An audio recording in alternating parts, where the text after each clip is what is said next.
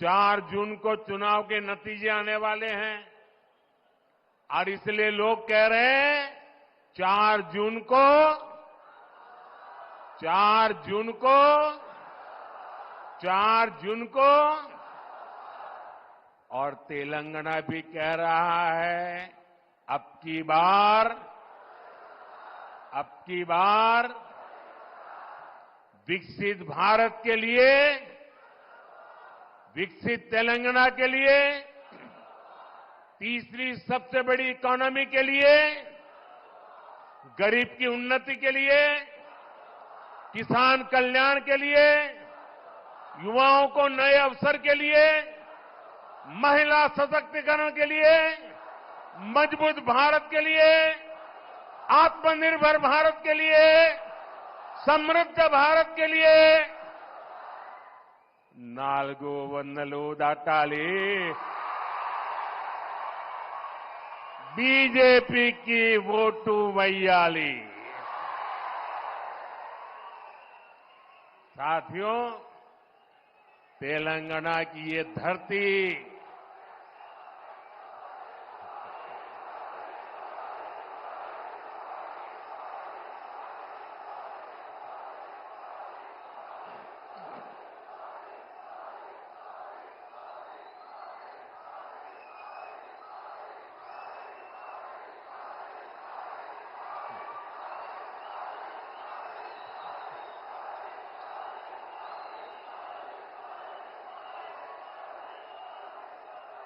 भारत माता की। देखिए मेरा कितना सौभाग्य है, मेरे सामने शक्ति स्वरूपा एक बेटी शक्ति का रूप धारण करके मुझे आशीर्वाद देने आई है। उधर भी एक बेटी देखिए शक्ति स्वरूपा बन के मुझे आशीर्वाद देने आई है, और इधर देखिए इतनी माताएं बहनें शक्ति स्वरूपा आज मोदी को आशीर्वाद दे रही है।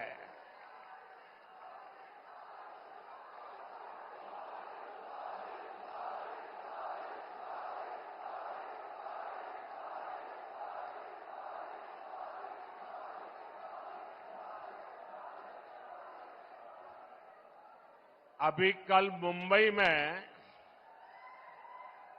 इंडी एलायंस की रैली थी और चुनाव घोषित होने के बाद इंडी एलायंस की ये पहली और उनके लिए सबसे महत्वपूर्ण रैली थी। उस रैली में उन्होंने अपना घोषणा पत्र जाहिर किया और उनके पहले घोषणा पत्र का ऐलान क्या है? मुंबई के शिवाजी मैदान में जो छत्रपति शिवाजी महाराज कहते थे, जब एक औरत को उठा करके लाए तो उन्होंने कहा, काश अगर तुम मेरी मां होती तो मैं भी तेरे जैसा सुंदर होता। ऐसा शिवाजी पार्क जहां से इंडी एलायंस ने अपनी घोषणा पत्र जाहिर किया और उन्होंने कहा है कि उनकी लड़ाई शक्ति के खिलाफ है। मेरे लिए हर मां शक्ति का रूप है, हर बेटी शक्ति का रूप है। और मेरी इन माताओं बहनों की तरफ से, माताओं बहनों, आपको मैं शक्ति के रूप में पूजा करता हूं। मैं भारत मां का पुजारी हूं। मैं आप शक्ति स्वरूपा सब माता बहन बेटियों का भी पुजारी हूं। और जिन्होंने कल शिवाजी पार्क में इंडिया अलायंस ने अपना घोषणा पत्र शक्ति को खत्म करने के लिए किया है, मैं इस चुनौती को स्वीकार करता हूं और मैं इन शक्ति स्वरूपा माताओं बहनों की रक्षा के लिए जान की बाजी लगा दूंगा, जीवन खपा दूंगा।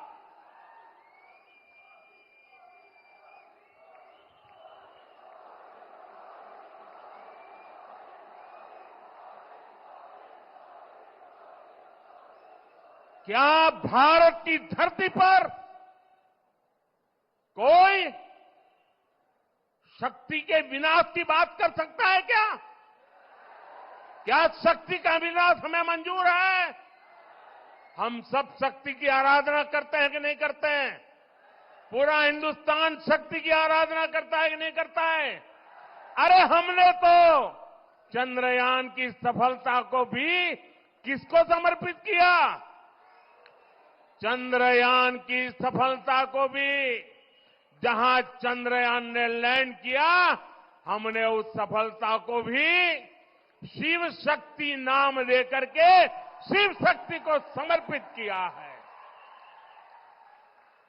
और ये लोग शक्ति के विनाश का बिगुल फूंक रहे हैं। माताएं बहनें, शक्ति स्वरूपा आप है। क्या ऐसे लोगों को शक्ति का विनाश करने के मौका देंगे क्या? मौका देंगे क्या? शक्ति का विनाश करने वालों का विनाश होना चाहिए कि नहीं होना चाहिए? शक्ति स्वरूपा माताओं की रक्षा होनी चाहिए कि नहीं होनी चाहिए? शक्ति के संस्कार की रक्षा होनी चाहिए कि नहीं होनी चाहिए? और इसलिए भाइयों बहनों, इंडिया अलायंस ने कल अपनी घोषणा जाहिर कर दी है। घोषणा पत्र उनका जाहिर हो गया है और इसलिए लड़ाई एक तरफ शक्ति के विनाश के लोग करने वाले लोग हैं, दूसरी तरफ शक्ति की पूजा करने वाले लोग हैं। मुकाबला 4 जून को हो जाएगा। कौन शक्ति का विनाश कर सकता है और कौन शक्ति के आशीर्वाद प्राप्त कर सकता है, इसका मुकाबला 4 जून को हो जाएगा।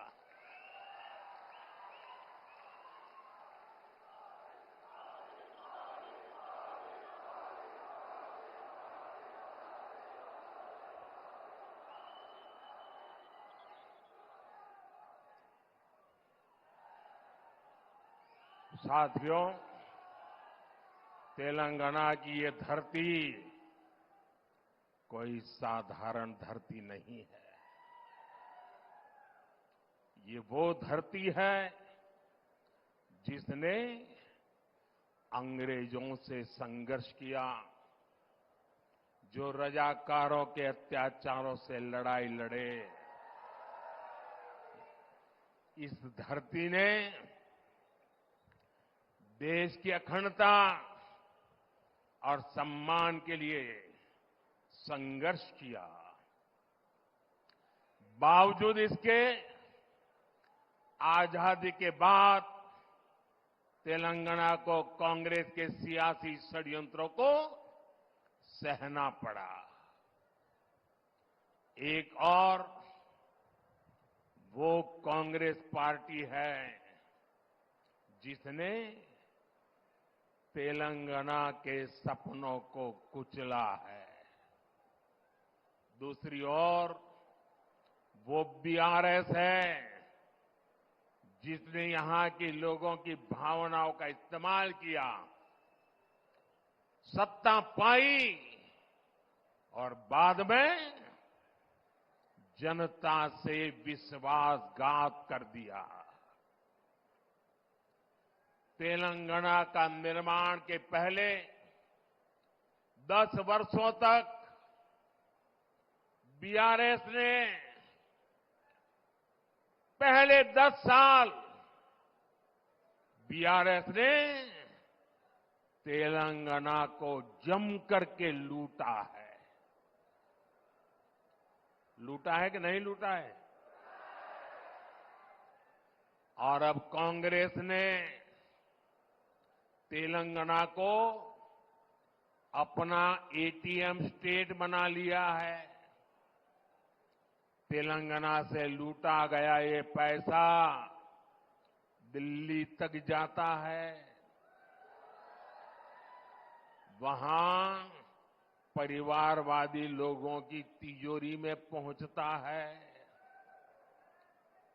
फिर इसी पैसे का इस्तेमाल देश में झूठ और बंटवारे की साजिशों की फंडिंग के लिए होता है। और तेलंगाना के लोग जानते हैं, एक घोटालेबाज दूसरे घोटालेबाज पर कभी कार्रवाई नहीं कर सकता।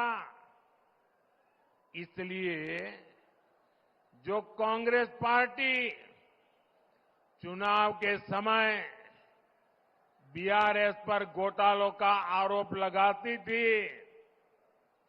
आज वही कांग्रेस बीआरएस की फाइलों पर हाथ धरकर बैठ गई है।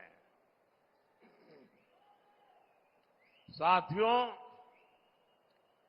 बीआरएस और कांग्रेस की मिलीभगत कितनी जबरदस्त है, ये भी आज तेलंगाना के लोग देख रहे हैं।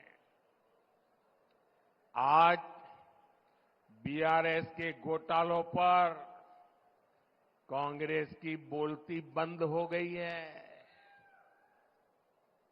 कालेश्वरम स्कैम के अरबों रुपए कहां चले गए, कांग्रेस में कोई इसका जवाब नहीं मांग रहा है। और कांग्रेस जो सैकड़ों वादे करके सरकार में आई थी, वो क्यों पूरे नहीं हो रहे हैं? बीआरएस में कोई ये सवाल नहीं पूछता। दोनों एक दूसरे को बचा रहे हैं, दोनों एक दूसरे की जम करके मदद कर रहे हैं और सब कुछ पर्दे के पीछे कर रहे हैं। और जब दोनों पार्टियों के स्कैम की जांच होती है, तो दोनों मिलकर के क्या करते हैं? एक ही काम, मोदी को गाली, मोदी को गाली, मोदी को गाली, यही करते हैं ना। दिन रात मोदी मोदी सिवाय कुछ करते हैं क्या ये लोग? इनके मुंह से कभी भारत मां की जय सुना क्या? मोदी को 100 बार बोलते हैं, मां भारत को एक बार भी याद नहीं करते। लेकिन तेलंगाना के मेरे साथियों, बीआरएस और कांग्रेस वो एक दूसरे के लिए चाहे कितनी भी कवर फायर कर लें, इनकी एक एक लूट का हिसाब होता रहेगा। मोदी तेलंगाना के लोगों को गारंटी देता है कि तेलंगाना को लूटने वालों को छोड़ेगा नहीं। ये मोदी की गारंटी है। इदी मोदी गारंटी। साथियों, परिवारवादी पार्टियां, परिवारवाद में डूबे लोग केवल देश को लूटने के लिए राजनीति में आए हैं। ये लोग कभी देश का किसी राज्य का भला नहीं कर सकते। आप परिवारवादियों का पूरा इतिहास उठाकर देख लीजिए। देश में जितने भी बड़े घोटाले हुए हैं, उनके पीछे कोई न कोई परिवारवादी पार्टी ही मिलेगी। आप जरा सोचना, ये मीडिया के मित्रों को भी मैं होमवर्क देके जाता हूं कि आप सोचिए, देश में लाखों करोड़ का 2G स्पेक्ट्रम घोटाला हुआ। किसका नाम आया? दिल्ली दरबार का संरक्षण और डीएमके परिवार की करतूत। देश में नेशनल हेराल्ड घोटाला हुआ। किसका नाम आया? कांग्रेस का सबसे बड़ा परिवार जो कांग्रेस पार्टी को चलाता है, उनका नाम आया। देश में बोफोर्स स्कैम भी हुआ था। किसका नाम आया था? इसी परिवार का। बिहार में इतना बड़ा चारा घोटाला हुआ, कौन अपराधी साबित हुआ? बिहार में नौकरी के बदले जमीन घोटाला हुआ। किसका नाम आया? आरजेडी चलाने वाले उसी परिवार के लोगों का। इसी परिवारवादी भ्रष्टाचार का शिकार हमारा तेलंगाना भी हुआ है। परिवारवादी बीआरएस ने प्रदेश में कालेश्वरम घोटाला किया है। दिल्ली में हुए लीकर स्कैम में भी कट कमीशन खा लिया। इसलिए कांग्रेस हो या बीआरएस, इनसे जितना बचेंगे, उनको जितना दूर रखेंगे, वही इसकी दवाई है। इसलिए 13 मई को आपको वोटिंग के दिन याद रखना है, बीजेपी को जिताना है। बीजेपी को बीजेपी को बीजेपी को बीजेपी को आप तेलंगाना में बीजेपी को जितनी ज्यादा सीटें देंगे, उतनी ही मेरी ऊर्जा बढ़ेगी। और ये जो शक्ति स्वरूपा का विनाश करने के लिए निकले हैं ना, उनकी रक्षा करने के लिए मुझे ताकत चाहिए। अब मैं विकसित भारत के लिए और ज्यादा परिश्रम करूंगा। आपको भरोसा है ना? मैं परिश्रम करूंगा, इस बात पे भरोसा है ना? क्या कभी मैंने मेहनत करने में कमी रखी है क्या? खुद को खपाऊंगा और कुर्सी की परवाह किए बिना आपकी भलाई के लिए जो जरूरी है वो निर्णय करूंगा।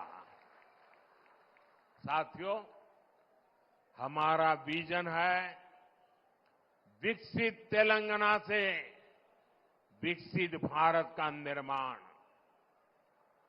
बीते 10 वर्षों की एक बड़ी उपलब्धि है कि हमने 25 करोड़ देशवासियों को गरीबी से बाहर निकाला है। हमने इसके लिए योजनाएं बनाई, हमने ईमानदारी से हर योजना का लाभ लोगों तक पहुंचाया। हमने देश भर में गरीब परिवारों को 4 करोड़ से ज्यादा पीएम आवास बनाकर दिए। हमने 12 करोड़ से ज्यादा घरों तक नल से जल पहुंचाया। हमने देश के 50 करोड़ लोगों को बैंकिंग व्यवस्था से जोड़ा। आज 50 करोड़ से ज्यादा गरीबों को आयुष्मान कार्ड से मुफ्त इलाज सुनिश्चित हुआ। पीएम स्वनिधि जैसी योजनाओं के जरिए गरीबों को आत्मनिर्भर बनाने के लिए हजारों करोड़ रुपए की सहायता दी। साथियों, हमारी सरकार ने इन सभी योजनाओं का लाभ तेलंगाना की जनता तक बिना किसी भेदभाव के पहुंचाया है। हमने तेलंगाना की माताओं बहनों को उज्ज्वला योजना के 11 लाख से ज्यादा गैस कनेक्शन दिए। हम तेलंगाना के 30 लाख किसानों को हर साल किसान सम्मान निधि के 6,000 रुपये भेज रहे हैं। तेलंगाना में आयुष्मान भारत योजना से 80 लाख से ज्यादा लोगों को मुफ्त इलाज सुनिश्चित हुआ है। आज भी बीजेपी सरकार तेलंगाना के 2 करोड़ जरूरतमंदों को मुफ्त राशन की व्यवस्था कर रही है। अगर यहां तेलंगाना में बीजेपी की सरकार होती तो हम तेलंगाना को और आगे ले जाने में हमें सुविधा रहती, क्योंकि हम जनता को साथ लेकर चलते। साथियों, पिछले दिनों विधानसभा के चुनाव में आपने बीआरएस के प्रति जो गुस्सा था, किसी भी हालत में आप बीआरएस को खत्म करना चाहते थे, आपने वो काम कर दिया। ये चुनाव दिल्ली में फिर एक बार मोदी सरकार को लाने का चुनाव है।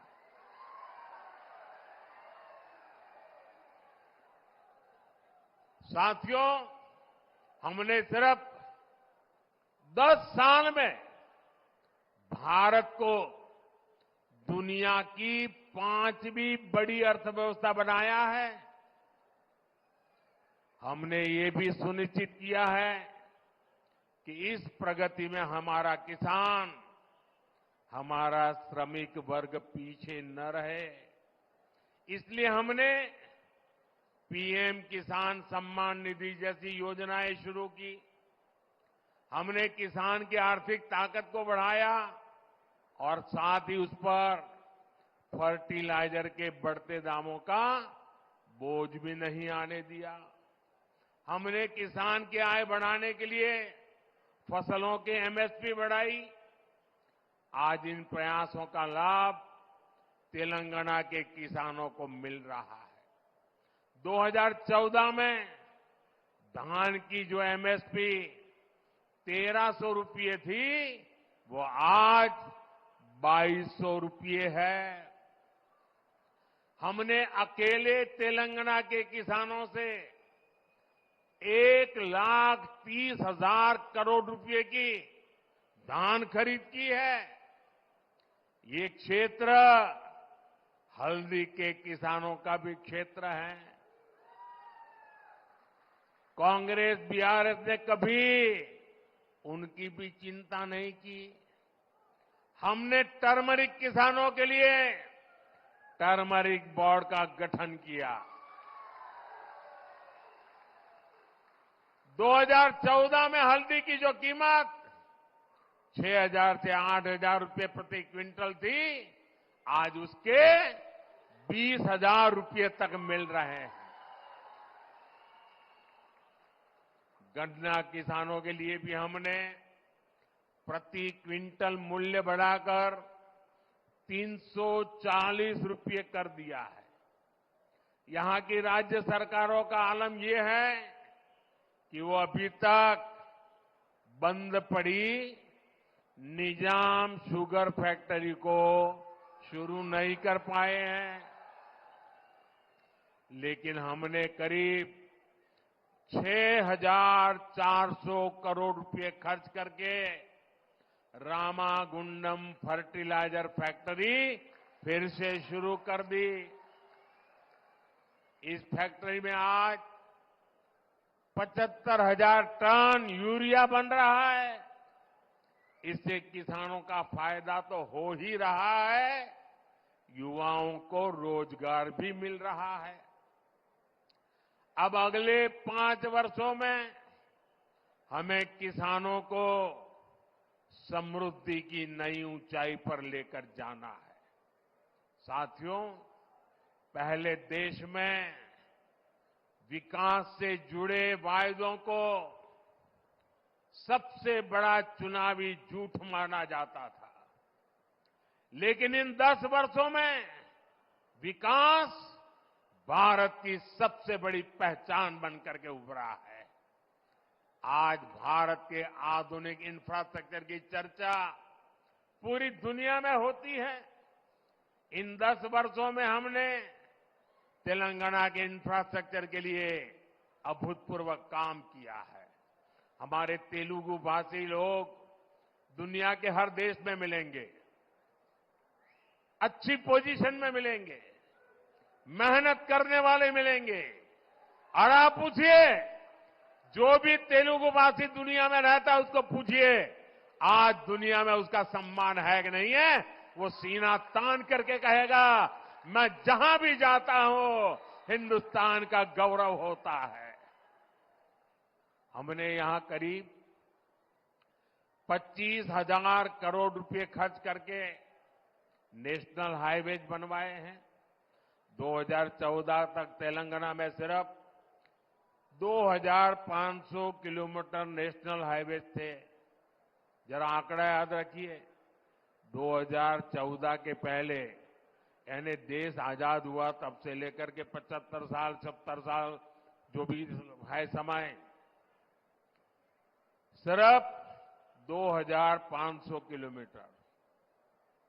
ये उनका काम देखिए और ये मोदी का कमाल देखिए। हमने केवल 10 वर्षों में 2,000 किलोमीटर नेशनल हाईवे बना दिए। करीमनगर से वारंगल के बीच 2,500 करोड़ रुपए के 4 लेन प्रोजेक्ट जैसे विकास के काम यहां हुए हैं। हम तेलंगाना के रेलवे स्टेशनों को भी आधुनिक बना रहे हैं, यहां वंदे भारत कनेक्टिविटी बढ़ा रहे हैं। साथियों, आने वाले 2 जून को तेलंगाना के जन्म के 10 साल पूरे होंगे और इसलिए 4 जून को नतीजों के बाद केंद्र में भाजपा सरकार बनेगी। वो देश के साथ ही तेलंगाना के अगले दशक का भी भाग्य बनाएगी। इसलिए अगले 5 वर्ष तेलंगाना के लिए बहुत अहम है। अगले 5 वर्षों में हम तेलंगाना के हाईवेज और एक्सप्रेसवेज इस नेटवर्क को और आधुनिक बनाना चाहते हैं। अगले 5 वर्ष में हम यहां के रेलवे इंफ्रास्ट्रक्चर को बेहतरीन बनाएंगे। अगले 5 वर्षों में हमें डिजिटल इंडिया का विस्तार गांव-गांव तक करना है। अगले 5 वर्षों में हमें ग्रामीण क्षेत्रों में हजारों नए गोदाम बनाने हैं ताकि किसानों को लाभ हो।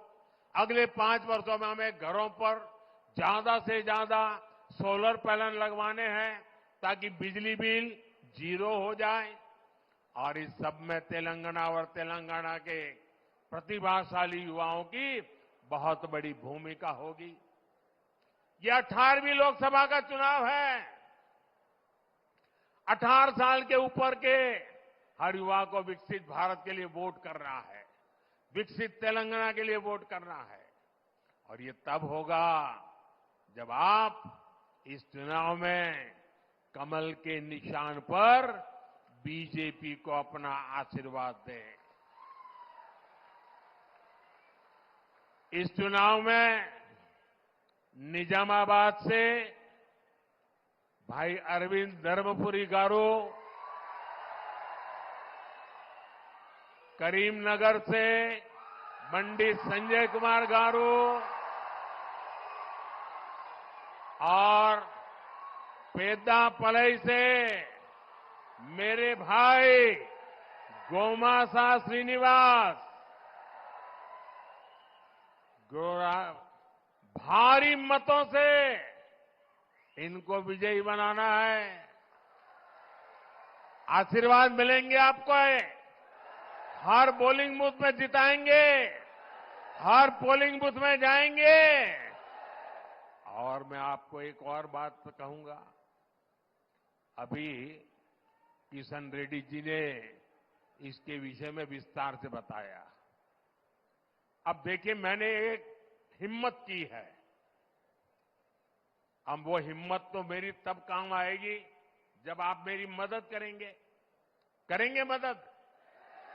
देखिए, मैंने मेहनत की है, हिम्मत भी की है, लेकिन आपकी मदद के बिना कुछ होना नहीं है। करेंगे मदद? देखिए, मैंने एक काम किया है, टेक्नोलॉजी की मदद से मैं अब तेलुगु में आपसे बात करना चाहता हूं। 100% तो नहीं हो सकता, लेकिन 80-90% तो हो जाएगा।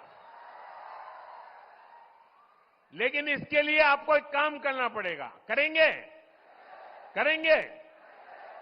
आप अपने मोबाइल फोन पर सोशल मीडिया में जो एक्स होता है ना, एक्स साइट होती है, वहां जाकर के नमो इन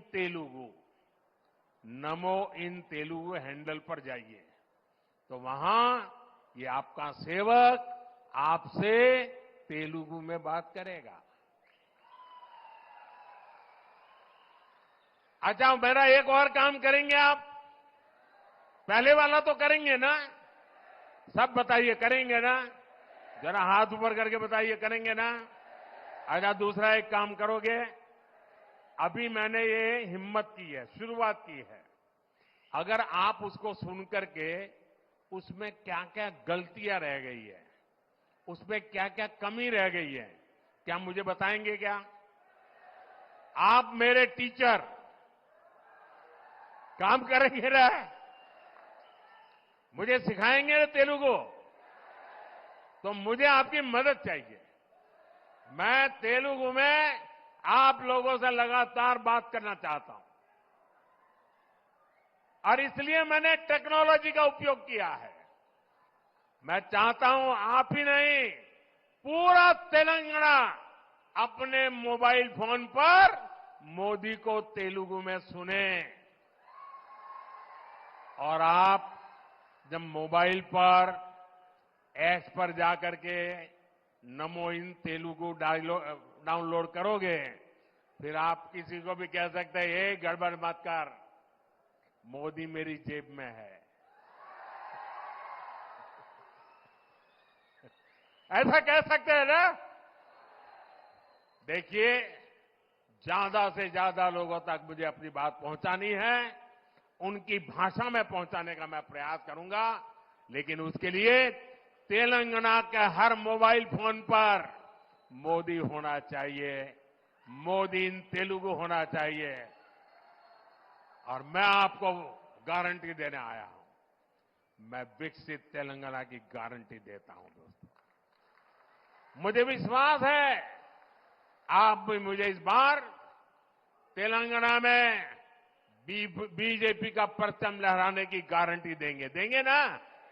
आप भी मुझे गारंटी देंगे ना? देखिए, आपकी गारंटी के लिए आप अपने मोबाइल का फ्लैश चालू कीजिए, आपके मोबाइल का फ्लैश लाइट बनाइए। ये मुझे गारंटी देनी है आपको। आपके मोबाइल फोन की फ्लैश लाइट, हर किसी के मोबाइल की फ्लैश लाइट जलनी चाहिए।